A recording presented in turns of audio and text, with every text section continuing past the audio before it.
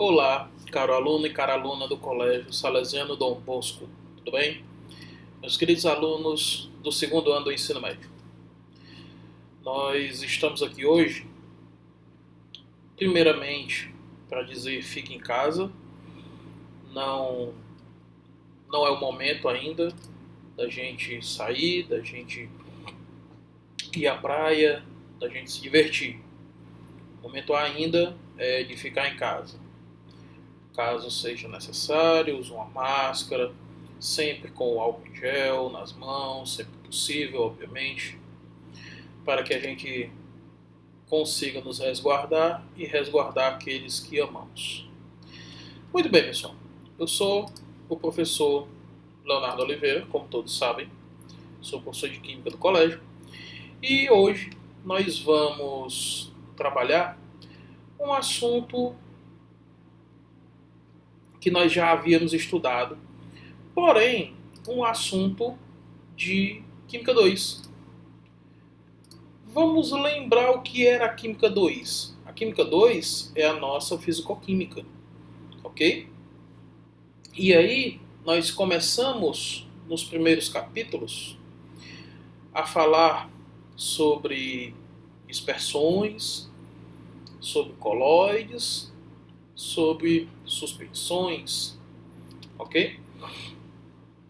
Hoje, nessa pandemia, está sendo muito falado, né, os colóides, as suspensões, elas estão sendo faladas, né, os aerossóis, e é um assunto que provavelmente pode ser cobrado em prova para você, ok? Então vamos recapitular, vamos rever, vamos trabalhar com essas informações. Vamos lá. Galera, quando a gente fala de soluções, a gente precisa observar algumas características delas. Por exemplo, sua definição. O que é uma solução? Solução é uma mistura homogênea formada por dois ou mais componentes, no mínimo dois. Esses dois, eles são chamados basicamente de soluto e solvente. O que seria o soluto? O soluto seria a substância que está dentro da solução, porém em menor proporção, num valor percentual menor, ok? E o solvente seria a parte da mistura que se encontra em maior proporção, uma porcentagem maior, certo? Com uma única exceção: a água. Toda e qualquer solução, independente de ser da proporção, a água, solução aquosa, toda solução aquosa, o solvente será sempre a água, independente da proporção de água que você tenha, ok? Por quê? Porque a água é o nosso solvente universal. Tranquilo? Vamos adiante. Nós podemos falar da classificação das soluções quanto aos seus estados de agregação. Nós temos soluções sólidas, como ele coloca aí no exemplo o bronze, a mistura de metais. Nós temos solução líquida, como por exemplo aí a água mineral, a água do mar, entre outras misturas. E nós temos uma solução gasosa, ok? E aí vai um detalhe: toda mistura de gases, ela é sempre homogênea, ok? Sempre. Se você tem uma mistura, independente da quantidade de gás, ela é sempre homogênea. Tranquilo? Muito bem. Continuando ainda na classificação da solução, nós podemos classificar a solução quanto à natureza do soluto. O soluto, ele pode ser de duas naturezas. Ele pode ser iônico ou ele pode ser covalente. No soluto iônico, a gente tem, obviamente, uma solução iônica, que é uma solução que, por exemplo, é boa condutora de eletricidade. Quando eu tenho um soluto covalente, dependendo do soluto, a solução será condutora de eletricidade ou não. Dos compostos covalentes, que quando em solução aquosa permite a passagem de corrente elétrica, nós temos somente os ácidos. Os ácidos são compostos covalentes que, quando em solução aquosa, permitem a condutividade elétrica. Ok? Nós podemos classificar as soluções quanto à concentração dela. E aí a gente pode classificar de duas formas, tomando como padrão a concentração 0,1 mol por litro. Se você tem uma solução cuja concentração é menor que 0,1 mols por litro, nós temos uma solução diluída. Quando você tem uma solução cuja concentração é maior do que 0,1 mol por litro, nós temos uma solução concentrada. Leonardo, e exatamente no 0,1 a solução continua sendo diluída. Ou seja, concentrações igual ou menor que 0,1 mol por litro, a solução é diluída. Soluções cuja concentração do soluto é maior do que 0,1 mol por litro, a solução é concentrada. Nesse momento, nós ainda não temos o domínio de como fazer o cálculo dessa concentração, mas nós ainda vamos chegar lá, ok? Vamos para frente. Curvas de solubilidade. Quando a gente fala de curvas de solubilidade, a gente precisa caracterizar o coeficiente de solubilidade.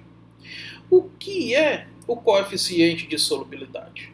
Olha aí, vamos nos ater especificamente à letra da definição. Coeficiente de solubilidade é a quantidade máxima de soluto que uma quantidade padrão de solvente conseguirá dissolver numa dada temperatura. Então, nós temos aí duas situações constantes, que é quantidade de solvente e temperatura. Modificou um desses dois parâmetros, você vai mudar o coeficiente de solubilidade. Mudou a quantidade de água, eu mudo a quantidade de soluto que aquele volume de água vai dissolver. Mudou a temperatura, eu também mudo a quantidade de soluto que aquele determinado volume de água vai conseguir dissolver. Ok? Nós temos aí como um exemplo o coeficiente de solubilidade do NaCl, que ele diz que é 357 gramas por 100 gramas de água. Ah, Leonardo, mas está a 0 graus Celsius. Ok. Vamos imaginar que a 0 graus Celsius, essa água aí ela ainda não é sólida. Ela é líquida. Ok? E nós vamos ver um pouco mais para frente que quando você adiciona um soluto a um solvente, a temperatura de ebulição dele, a temperatura de fusão dele diminui. Ok? Então, realmente, nesse caso aí, a água ainda é líquida. Belezinha? Eu coloquei essa informação para lhe dizer o seguinte. O coeficiente de solubilidade, ele é uma função da quantidade de solvente e da temperatura. Mudou esses dois parâmetros, muda o coeficiente de solubilidade. Essa era a primeira informação. A segunda. Cada substância, seja ela iônica ou covalente, vai ter o seu coeficiente de solubilidade específico para aquela dada temperatura. Ou seja, não tem como você saber decorar o coeficiente de solubilidade de toda e qualquer substância que existe na natureza. Não dá. Logo, você vai ter uma tabela que vai te mostrar isso. Ou então um gráfico. Beleza? Então, o que seria a solubilidade? Óbvio, nos compostos iônicos, seria a solvatação desse íon. A água vai lá, dissocia, divide o composto iônico e separa eles, obviamente, os íons. Tranquilo? Muito bem. Voltando para a classificação das soluções, eu tenho como classificá-las de acordo com a sua saturação. Como assim? As soluções, a água, o solvente, ela, para cada uma das substâncias, ela consegue dissolver uma quantidade máxima daquele soluto. Isso a gente chama de coeficiente de solubilidade, não é isso? Muito bem. Vocês lembram? E aí eu fiz questão de colocar o mesmo exemplo para a gente relembrar do primeiro exemplo que eu coloquei aqui, de coeficiente de solubilidade, que foi o coeficiente de solubilidade do NaCl em 100 gramas de água. Então, observe aí. O coeficiente de solubilidade do NaCl em 100 gramas de água é 357. Mas observa na figurinha. Eu só coloquei 350 gramas de água. O que é que isso quer dizer? Quer dizer que eu ainda consigo dissolver mais 7 gramas de NaCl. Eu ainda posso colocar mais 7 gramas de NaCl nessa solução e eu vou conseguir dissolver perfeitamente. Ou seja, quando a massa dissolvida naquele líquido for menor do que o coeficiente de solubilidade, obviamente resguardando a temperatura, você terá uma solução insaturada. De novo, quando a quantidade de soluto dissolvida for menor do que o coeficiente de solubilidade, você vai ter uma solução insaturada. Ok? Vamos adiante. Aqui. Se você observar, eu coloquei, em comparação à solução anterior, eu coloquei mais 7 gramas. Antes, a gente tinha 350 gramas. Agora, nesse slide, nós temos 357. Olha aí. Agora, a quantidade de soluto dissolvida é igual ao coeficiente de solubilidade. Quando isso acontece, nós classificamos a solução de uma outra forma. Nós temos agora uma solução saturada. O que seria uma solução saturada? O que é uma solução saturada? É uma solução cuja a quantidade de soluto dissolvida é igual ao coeficiente de solubilidade. Ok? Muito bem. Solução saturada com corpo de fundo. Quando é que eu tenho uma solução saturada com corpo de fundo? Quando eu adiciono mais sal do que a quantidade que a água consegue dissolver. Então agora eu tenho uma solução saturada com corpo de fundo. Ok? Ah, Leonardo, mas como assim? Observa, presta atenção. Observa aqui nesse slide. No slide anterior, nós tínhamos 350 gramas, 357 gramas de água, 357 gramas de sal e 100 gramas de água, não era isso? Agora, nós temos 367 gramas de sal e 100 gramas de água. Observa na imagem que nós temos estruturas no fundo dessa imagem, no fundo desse recipiente. O que essas estruturas representam? O corpo de fundo. Aquele sal que não foi dissolvido. E se você não mudar a temperatura, ele não o será. Ok? Então, agora nós temos uma outra definição, nós temos um outro tipo de solução. Nós temos uma solução saturada com corpo de fundo ou corpo de chão. Ok? Então, o que é uma solução saturada com corpo de fundo? É uma solução onde a quantidade de sal adicionada à solução é maior que o coeficiente de solubilidade. Ok? Muito bem. Algumas soluções, elas possuem, e nós vamos já falar sobre isso, elas possuem a característica de o seu coeficiente de solubilidade aumentar com a temperatura, outras de diminuir. Isso é uma característica daquele soluto, ok? Mas, como é que você prepara uma solução super saturada? Olha para cá, preste bem atenção.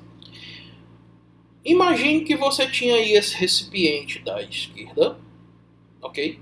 Onde, de acordo com a figura, você tem 4 gramas de NaCl como corpo de fundo, ok? Você aqueceu essa mistura que tinha o corpo de fundo até que todo o soluto que formava o corpo de fundo sumisse. Leonardo, eu aqueço até quando? Bom, até que todo o soluto suma. Quando você aqueceu, o soluto sumiu, você desliga o fogo e deixa com que a temperatura daquela mistura volte gradualmente e naturalmente à temperatura inicial. Temperatura ambiente, por exemplo. Ok? Quando isso acontece, você forma ali uma solução extremamente especial, que é a solução super saturada. Observe que não tem mais corpo de fundo. Você tinha uma solução com corpo de fundo, uma solução saturada com corpo de fundo. Você aqueceu essa solução, o corpo de fundo sumiu. Você desligou o fogo, deixou com que essa solução resfriasse. Agora também não tem mais corpo de fundo. O que eu estou garantindo agora?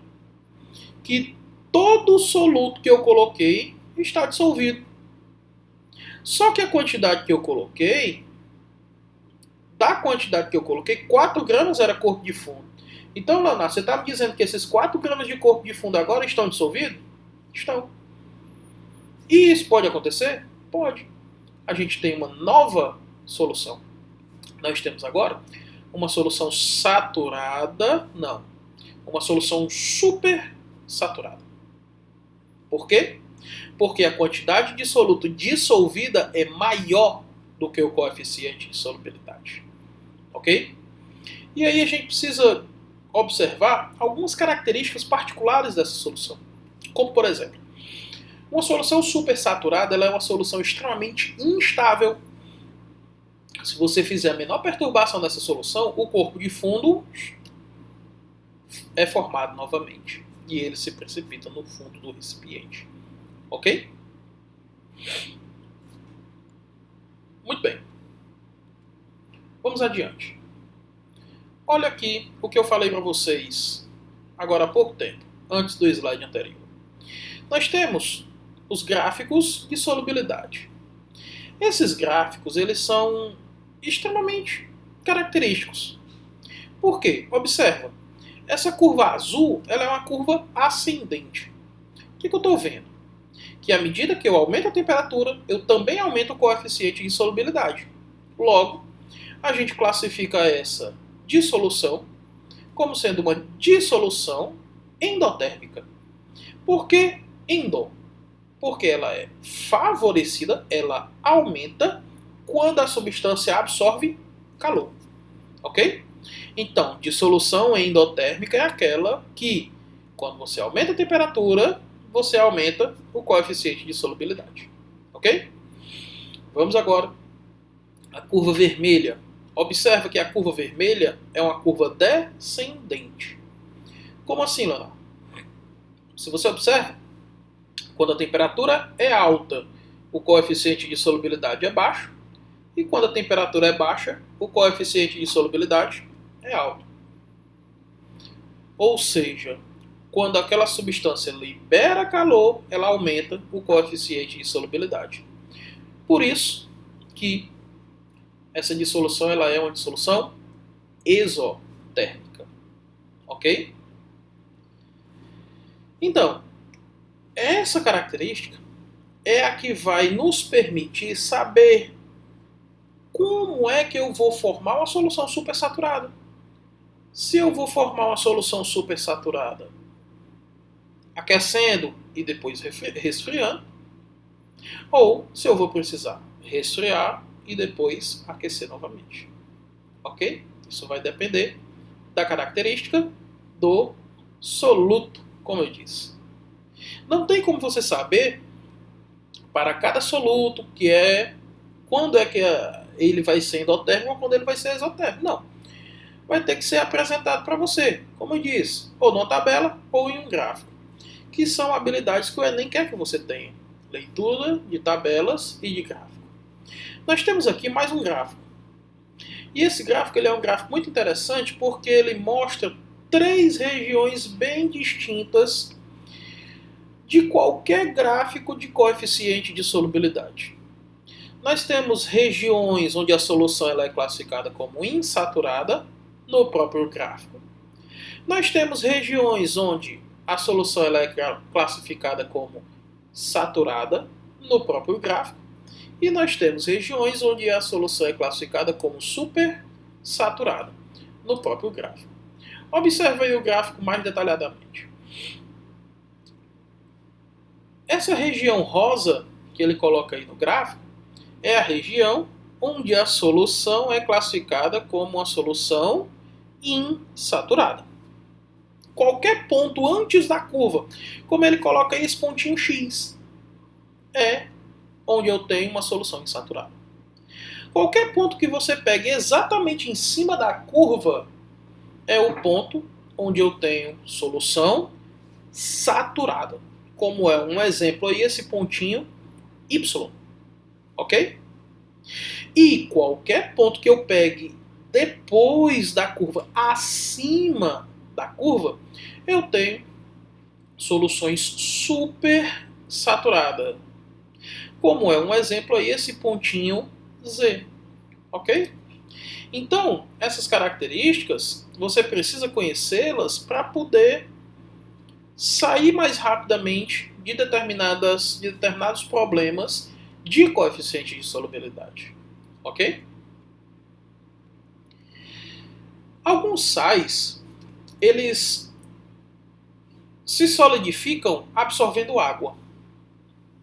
Ok? E aí, à medida que esses sais vão perdendo essa água que estava dentro do seu retículo, ele vai mudando o coeficiente de solubilidade. Esse sal, que quando o sólido tem água dentro do seu retículo, a gente chama de sal hidratado. O sal hidratado, como você está vendo aí nesses dois exemplos dessas duas curvas, são sais que têm determinadas quantidades de água, de moléculas de água de hidratação. Obviamente, à medida que você aquece, essa água vai se desprendendo do sal. E aí você passa a ter pontos de inflexão na curva de solubilidade. Esses pontos de inflexão mostram o momento exato em que a água deixou o retículo cristalino do sal. Ok? Então, em algumas curvas de solubilidade, você pode observar que elas não são perfeitas. Elas apresentam um ponto de inflexão. O que é um ponto de inflexão? É um ponto onde a curva muda inesperadamente para um local inesperado. Ok? Leonardo, eu preciso saber que especificamente esses dois sais possuem esse tipo de curva? Precisam. Não obrigatoriamente o cloreto de cálcio tetraidratado e o sulfato de sódio decaidratado. Não necessariamente. Mas se você observa que você tem um sal vezes uma determinada quantidade de água, a curva de solubilidade dele vai apresentar um ponto desse.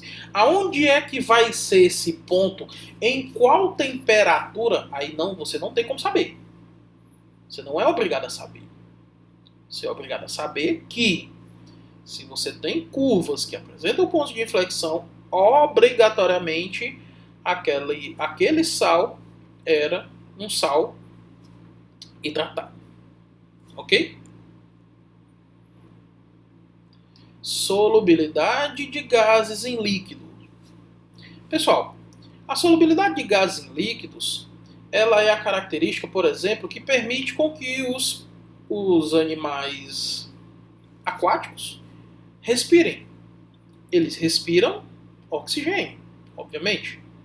E eles retiram o oxigênio não de dentro da molécula de água. Eles não decompõem o H2O no oxigênio, não. Eles retiram o oxigênio que está dissolvido naquela água. Ok? E aí nós temos basicamente a lei de Henry, que é a lei que regimenta a solubilidade de gases em líquidos. Vamos observar. Olha aí o que está dizendo a lei de Henry. A temperatura constante. A solubilidade de um gás em um líquido é diretamente proporcional à pressão sobre esse gás. Como assim?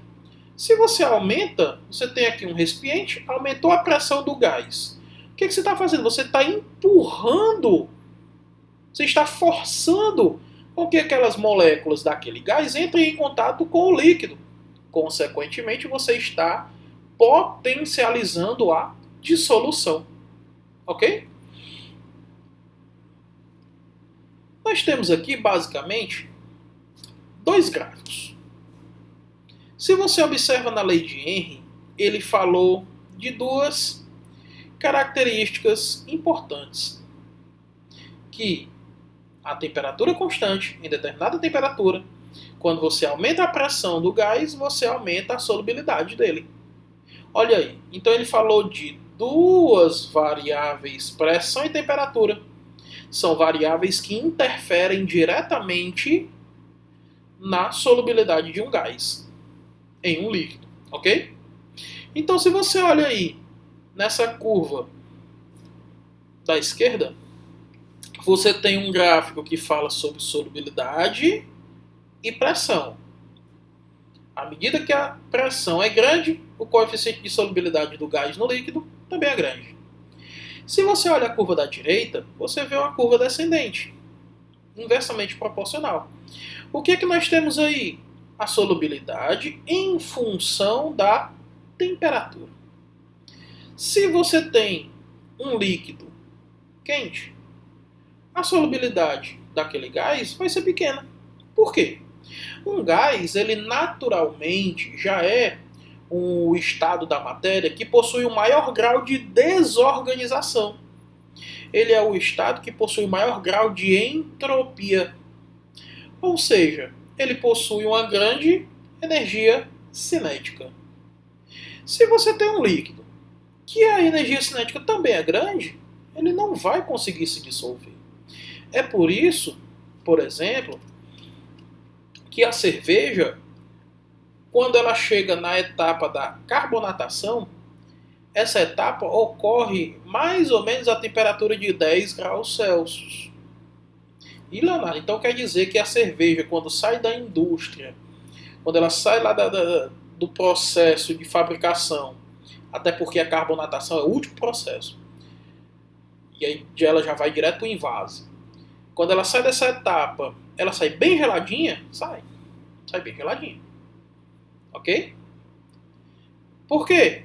Porque quanto menor for a temperatura, maior vai ser a dissolução do gás naquele líquido. E o gás que na cerveja é dissolvido é o gás carbônico, CO2. O gás que é dissolvido na água gaseificada também é o gás carbônico. A etapa de carbonatação ela é a mesma para qualquer bebida gaseificada. Seja ela cerveja, seja a água com gás, seja o refrigerante. O processo, o mecanismo do processo é o mesmo. Você diminui a temperatura, aumenta a pressão do gás sobre aquele líquido e aí ele vai se dissolver. Ok? Muito bem. Falamos sobre isso, fizemos uma pequena revisão do apanhado teórico que nós comentamos em sala. Para fixar, nós vamos resolver 4 questõezinhas rápidas. Ok? Vamos lá. Primeira questão. Na primeira questão, pessoal, ele diz o seguinte. Ó, 6 soluções aquosas de nitrato de sódio, NaNO3, numeradas de 1 a 6, foram preparadas em diferentes temperaturas, dissolvendo-se diferentes massas de NaNO3 em 100 gramas de água. Em alguns casos, o NaNO3 não se dissolveu completamente. O gráfico a seguir representa a curva de solubilidade do NaNO3 em função da temperatura e 6 pontos que correspondem aos sistemas preparados. Muito bem, olha aí para a curva. A partir da análise desse gráfico, identifique os 2 sistemas em que há precipitado. Pessoal, vocês lembram que nós falamos hoje sobre isso. Nós falamos sobre gráficos e nós falamos sobre as regiões do gráfico. Eu disse para você o seguinte, qualquer ponto que você pegue antes de chegar na curva, antes de tocar na curva, você tem pontos de região, você tem pontos de solução insaturada. Como é o caso das soluções nesta questão, 5 e 6. Qualquer ponto que você pegue exatamente sobre a curva, nós temos pontos de solução saturada. Como aqui nessa questão, nosso exemplo, as soluções 2 e 4.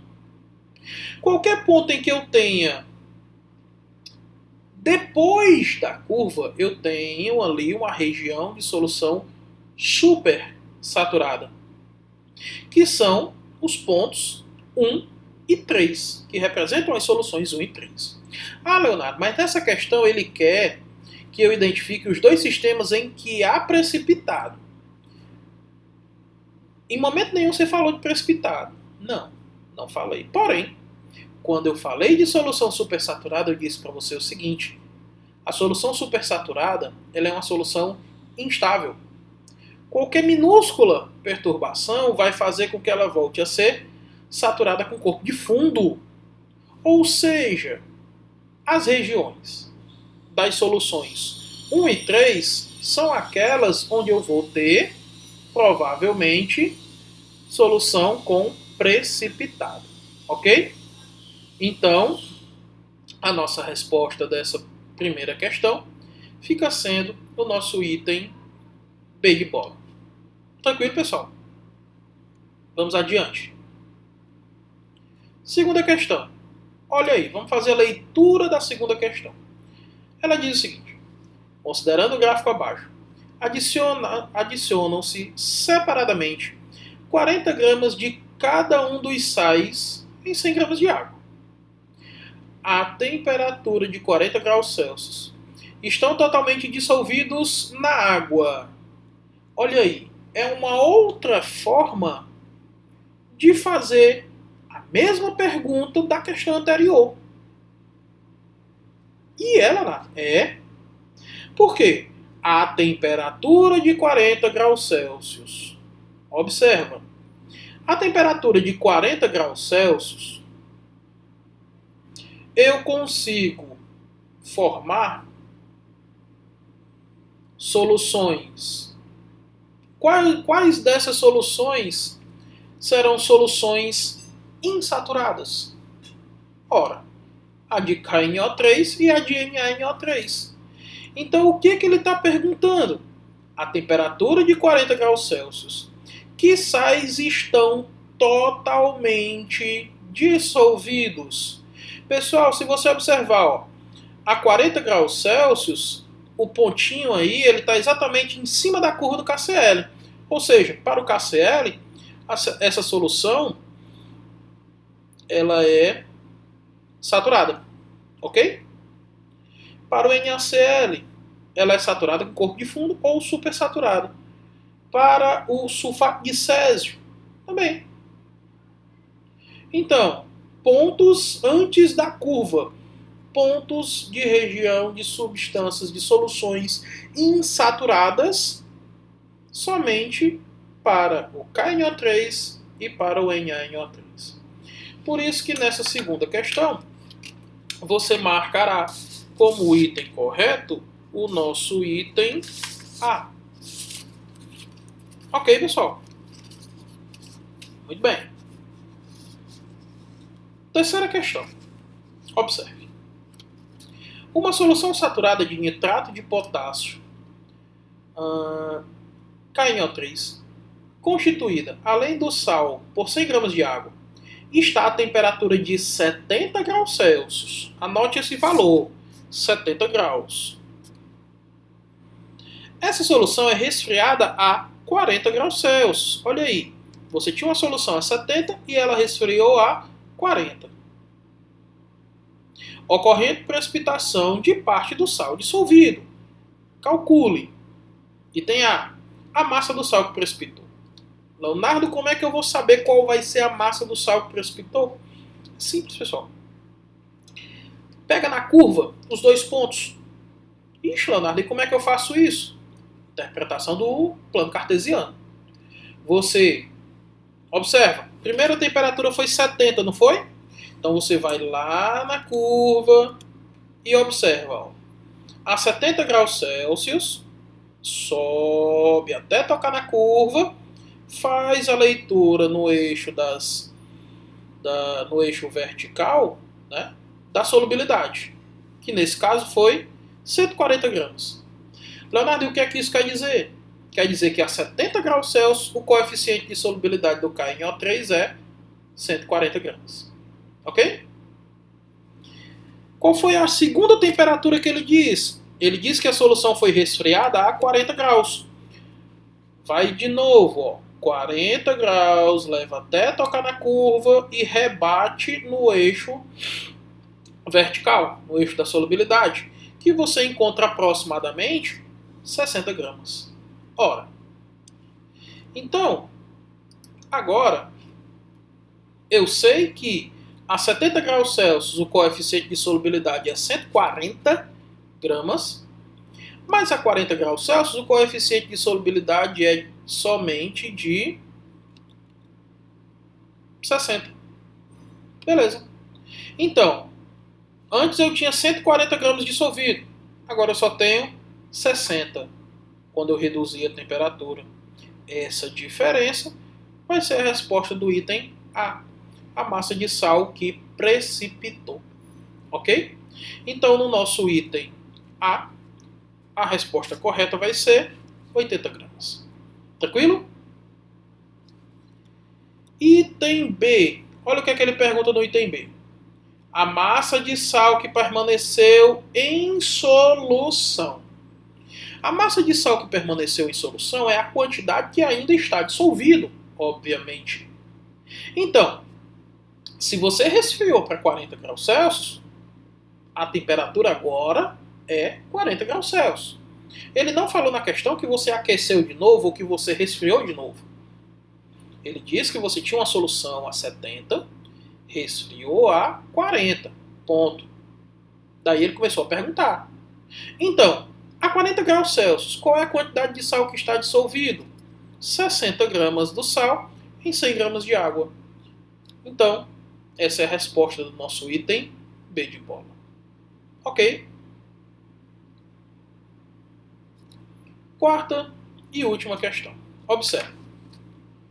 A dissolução é uma quantidade. A dissolução de uma quantidade fixa de um composto inorgânico depende de fatores tais como temperatura e tipo de solvente analisado. Analisando a tabela de solubilidade do sulfato de potássio em 100 gramas de água, indique a massa de K2SO4, que é o nosso sulfato de potássio, que precipitará quando a solução for devidamente resfriada de 80 graus Celsius até atingir 20 graus Celsius. Galera, aí nós temos agora uma tabela. Você sabe que um gráfico ele pode se transformar numa tabela e uma tabela pode se transformar num gráfico. Isso é simples, né? Você tem os dois eixos, temperatura e coeficiente de solubilidade. Então é simples. O princípio é o mesmo. Na tabela é até mais fácil. Por quê? Observe. A 80 graus Celsius, ele diz que o coeficiente de solubilidade do K2SO4 é 18 gramas. A 20 graus Celsius, ele diz que o coeficiente de solubilidade do K2SO4 é 10 gramas. Então, se você resfriou, essa diferença, que é 8 gramas, é a quantidade de sal que precipitará. Então, nessa quarta questão, a nossa resposta será 8 gramas. Item D de dia. Ok? Então, pessoal, esse foi a nossa revisão de Química 2. Eu acredito que deu para vocês relembrarem o que foi que nós falamos em sala de aula. E eu espero que a gente consiga dar continuidade aos nossos trabalhos nesse primeiro momento aqui, depois juntos em sala de aula. Ok? Observem as atividades que serão postadas no portal EDB e no Google Classroom. Essas atividades, nós vamos ter um momento de tirar as dúvidas. Ok, galerinha? Então, por hoje é só. Um abraço e até a próxima.